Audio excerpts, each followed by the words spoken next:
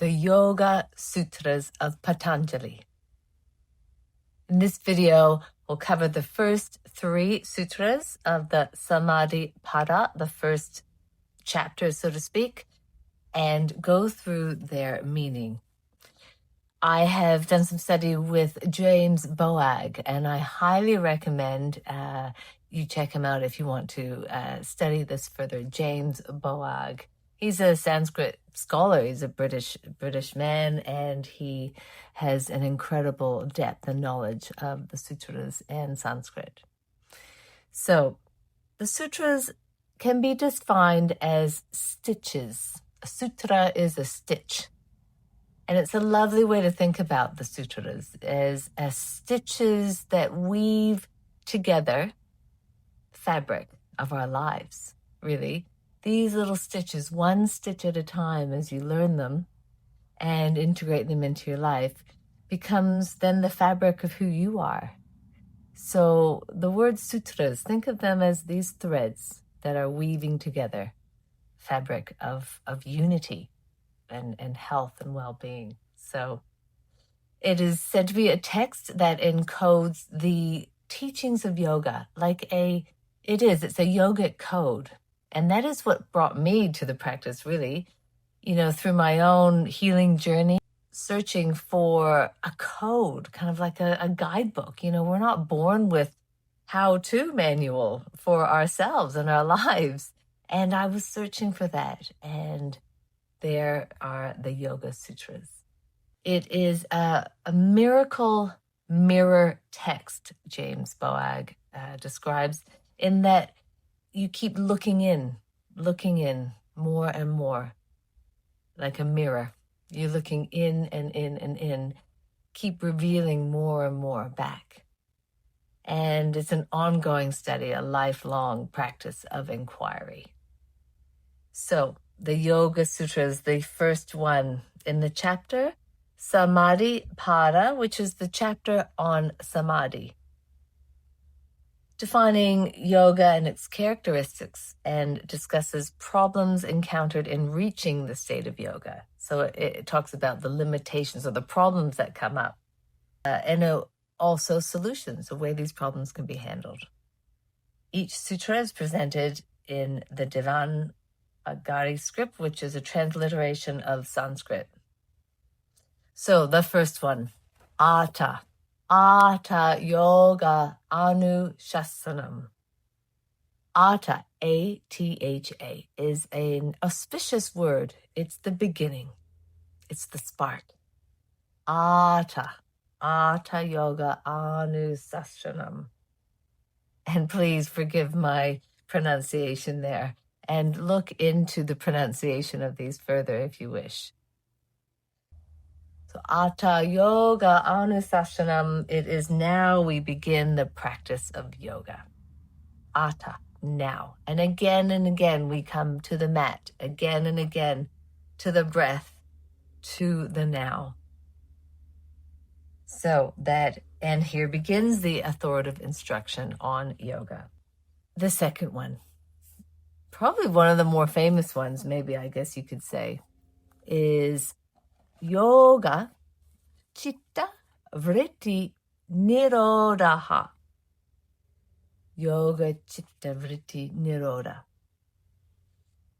Yoga, the practice of union. Yoga, the yoking together. Yoga. Chitta is consciousness, embodied consciousness, including the body, the senses, the mind, the emotions.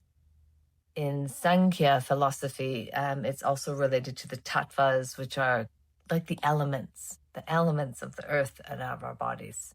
Consciousness, all of it. Yoga, chitta, vritti. Vrittis are spiraling currents. I was taught by the wonderful meditator, Kriya Yogi, from Ananda, New Zealand, Kavita Parshotam. And she taught me that they're like swirling, in a river that's going downstream, and there's the little swirling eddies on the side. where the water comes in and swirls. These are the vrittis swirling around, causing us to kind of go off current, off the main flow of the river. They're cycles, there's movement, they're rotating. And they can be our challenges where we get stuck. So these whirlpools of energy. So there's many meanings to this. This is just simply my interpretation from some of the teachers I've learned from. Vrittis, so our vrittis, they're the stains, you could say, on a white piece of clothing. The vrittis are our mind, our actions that aren't in alignment with a higher good. So our anger, our jealousy, our greed, our insecurities, our fears, all of those are vrittis. Nirodha is like a checking or a balancing of.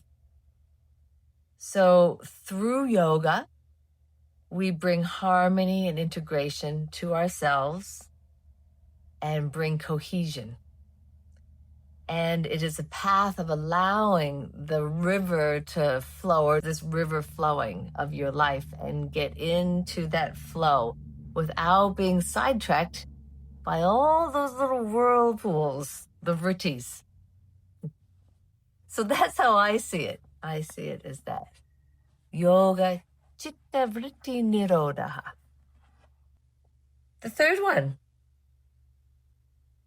1.3. Tada drashtu svarupe vastanam.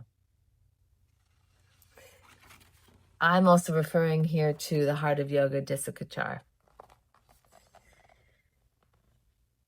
So once we practice yoga, first it's hello, yes, now begins the practice, auspicious time. Then the second sutra, we practice. We do all these practices to help us maintain that flow of energy without being sidetracked from our little vrittis. And then we do that, then the ability to understand the object fully and correctly is apparent, is an English translation. Tada drashtu svarupe vastanam. So in a state of yoga, different preconceptions and imaginations can prevent or distort us, or even memories too. It's all distorts the clarity of pure awareness. So through yoga, we can prevent that. And then we can allow ourselves to overcome our vrittis, our challenges. There's a chance to experience who we really are. Tada drashtu svarupe vastanam.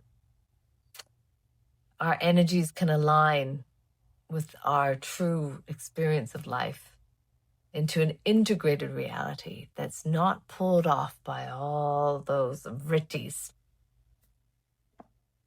where energy cannot be leaked or fragmented because of our practice. And we then can recognize our true essence.